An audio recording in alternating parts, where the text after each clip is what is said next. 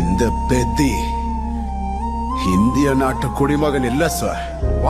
நான் என்ன ஒரு இந்தியன்னு சொல்லிக்கணும்னா பிறந்த ஊர்ல வாழ வசதி இல்லனா ஊரை விட்டு போக சொன்னதான் இந்த கவர்மெண்ட்காரங்க. இங்க வந்ததுக்கு அப்புறம் தான் தெரிஞ்சது இதே நாட்டுல எங்களை மாதிரியே எந்த அடையாளமும் இல்லாத எந்த அட்ரஸும் இல்லாத 18,000 ஊருங்க இருக்குதுன்னு.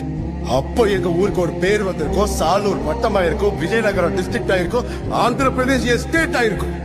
அப்பதான சார் இந்த மலையடிவாரத்துல பிறந்த பெத்தி இந்தியனாவா?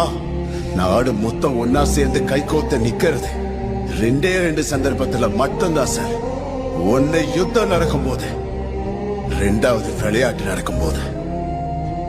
நீங்க எல்லாரும் நான் விளையாடுன நினைக்கிறீங்க. நான் போராடினேன் சார்.